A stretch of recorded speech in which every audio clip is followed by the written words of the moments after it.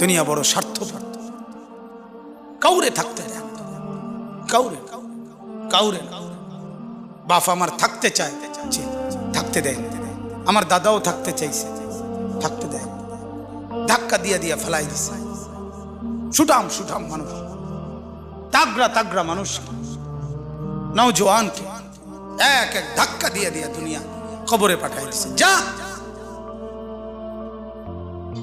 আল্লাহ তাআলা আমাদেরকে বুঝ দান করে। অতএব আমার ভাই, ফিকির মূলত ফিকির। আমরা মুসলমান, আমার কথা রাগ হইয়েন না, আমি আবেগে বলছি, মহব্বতে বলছি। যারা দাড়ি ক্লিন শেভ করেন, দাড়ি কাটেন, তাদের কাছে আমার অনুরোধ, আপনি আরেকবার ভাবেন কেন কাটতেছেন।